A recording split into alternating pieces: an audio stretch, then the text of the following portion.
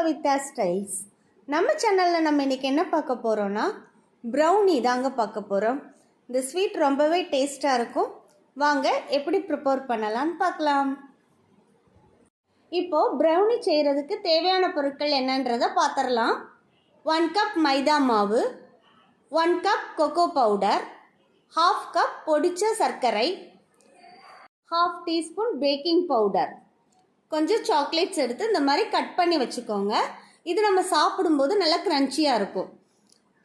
அடுத்து 1/2 teaspoon salt, இது brown sugar 1/2 cup, பொடிச்சது 1/2 cup, 4 முட்டை, வெனிலா எசன்ஸ் 3 டீஸ்பூன் எடுத்துக்கோங்க. இது 1/2 கப் பட்டர் எடுத்திருக்கேன். இதை ஓடிஜியில் வச்சு நல்லா மெல்ட் பண்ணி எடுத்திருக்கேன். நீங்கள் டபுள் பாயிலிங் மெத்தடில் கூட மெல்ட் பண்ணி எடுத்துக்கோங்க.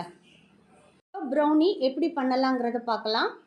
ஒரு மிக்சிங் பவுல் எடுத்துட்டு அதில் 4 முட்டையை உடச்சி ஊற்றிக்கோங்க.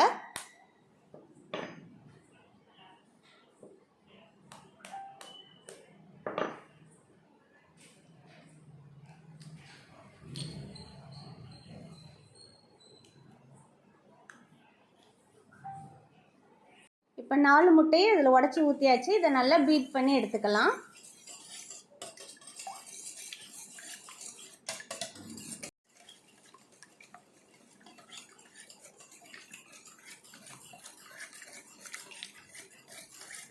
இப்போ எக்கு நல்லா பீட் பண்ணியாச்சு. அடுத்த இதில் வெனிலா எசன்ஸை விட்டு அதையும் நல்லா பீட் பண்ணிக்கோங்க.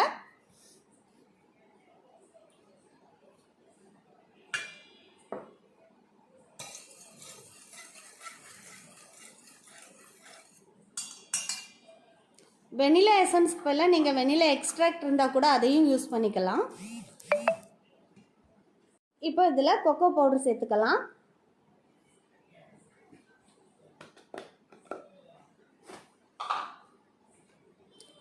இப்போ ப்ரௌன் சுகர் போட்டுக்கலாம்.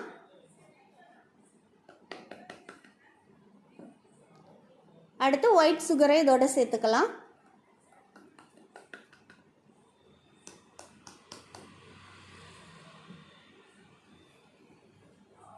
இப்போ எல்லாத்தையும் சேர்த்து நல்லா மிக்ஸ் பண்ணி விடுங்க.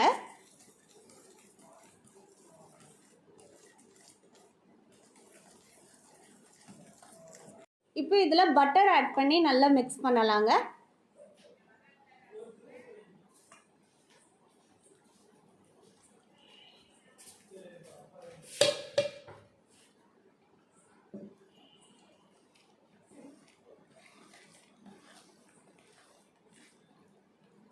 நல்லா மிக்ஸ் பண்ணியாச்சு. இப்போ அடுத்தது இதில் உப்பு சேர்த்துடலாம்.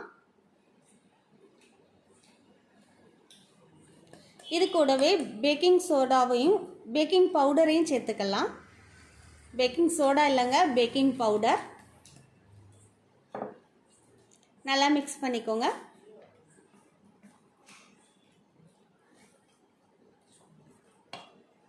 அடுத்து மைதாவை இதில் நல்லா சலிச்சிட்டு சேர்த்துக்கலாம்.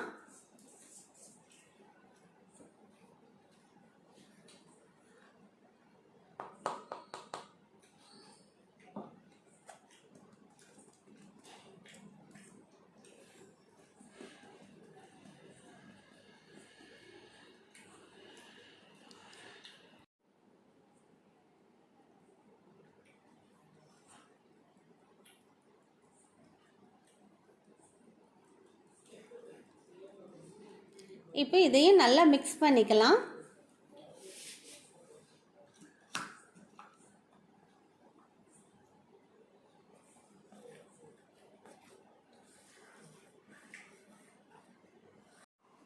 இப்போ மாவு நல்லா மிக்ஸ் பண்ணியாச்சுங்க. அடுத்து இதில் கட் பண்ணி வச்சுருக்க சாக்லேட்ஸை ஆட் பண்ணிடலாம்.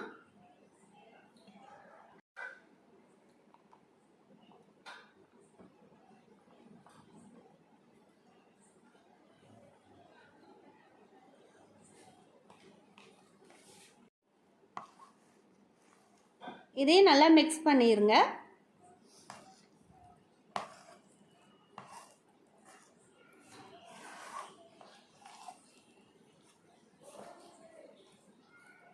அவ்வளோதாங்க. இப்போ மாவு ரெடி ஆயிடுச்சு. இப்போ பேக்கிங் ட்ரே எடுத்து அதில் நல்லா பட்டர் அப்ளை பண்ணிக்கோங்க. அதுலேயே அப்படி பட்டர் ஷீட் போட்டு அது மேலேயும் பட்டர் அப்ளை பண்ணிக்கோங்க.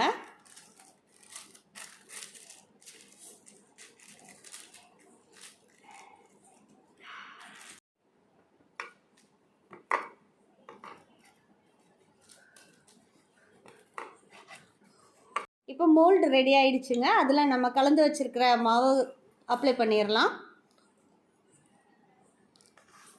மோல்டுக்கு வந்து 60% உயரம் மட்டும் இந்த மாவு நீங்கள் ஊற்றுங்க. ரொம்ப உயரமாக ஊற்றிட்டிங்கன்னா பொங்கி வந்து வெளியில் வந்துடும். ப்ரௌனி வந்து ரொம்ப தட்டையாக தான் இருக்கும், அது தகுந்த மாதிரி நீங்கள் ஊற்றிக்கோங்க. நம்ம இதில் பேக்கிங் பவுடர் போட்டிருக்கனால இது கேக் மாதிரி கொஞ்சம் உப்பி தாங்க வரும். அதனால் நீங்கள் மாவு வந்து கொஞ்சம் கம்மியாகவே ஊற்றிக்கோங்க. நல்லா ஈவனாக ஸ்ப்ரெட் பண்ணி விட்டுருங்க.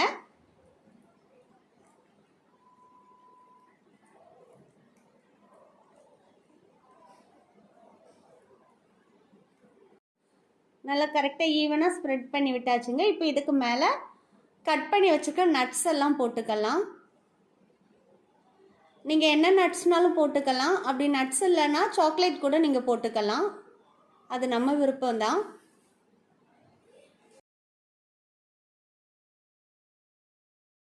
நான் இதில் பாதாமும் கேஷ்யூ நட்டும் கட் பண்ணி போட்டிருக்கேன். நீங்கள் எந்த நட்ஸ்னாலும் போட்டுக்கலாம். அப்படி நட்ஸ் போட பிடிக்கலைன்னா சாக்லேட்டை குட்டி குட்டியாக கட் பண்ணி கூட நீங்கள் மேலே போட்டுக்கலாம், அதுவும் நல்லாயிருக்கும். வாங்க இப்போ இதை ஓடிஜியில் வச்சு குக் பண்ணி எடுக்கலாம். இப்போ ஓடிஜி வந்து 180 டிகிரியில் 10 மினிட்ஸ் ப்ரீ ஹீட் பண்ணி வச்சுருக்கோம். இப்போ நம்ம கலந்த மாவை உள்ளே வச்சு குக் பண்ணி எடுக்கலாம்.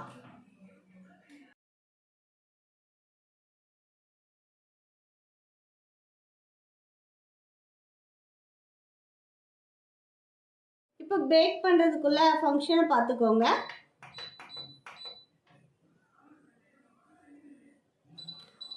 $180 டிகிரியில் 50 மினிட்ஸ் குக் பண்ணலாம்.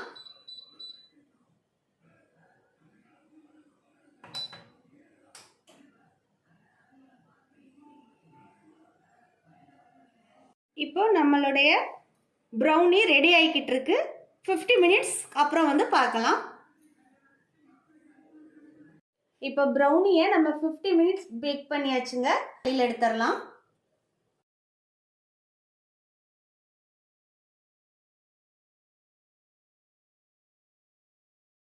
இப்போ இது ஓரளவுக்கு ஆறிடுச்சு. இப்போ இதை எடுத்து நம்ம பிளேட்டில் வைக்கலாம்.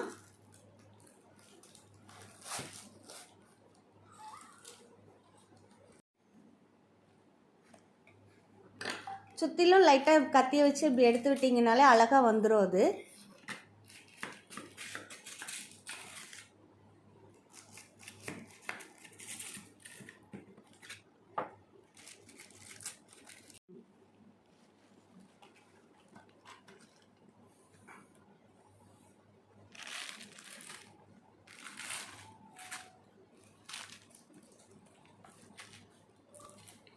இப்போ இதை அழகாக கட் பண்ணி பீஸ் போட்டுக்கலாங்க.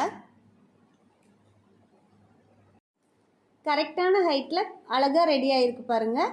ரொம்ப மேலே எலும்பியும் வரலை, கரெக்டான இதில் இருக்குது. இப்படி தான் இந்த ப்ரௌனி இருக்கும்.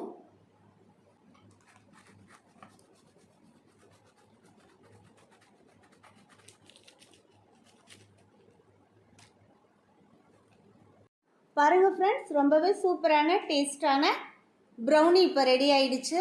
இதே மாதிரி நீங்களும் செஞ்சு பார்த்து சாப்பிட்டுட்டு பிடிச்சிருந்துச்சுன்னா வீடியோக்கு ஒரு லைக் கொடுங்க, கமெண்ட் பண்ணுங்கள், உங்கள் ஃப்ரெண்ட்ஸ் அண்ட் ரிலேட்டிவ்ஸ்க்கு ஷேர் பண்ணுங்கள், சப்ஸ்கிரைப் பண்ணுங்கள். தேங்க்யூ.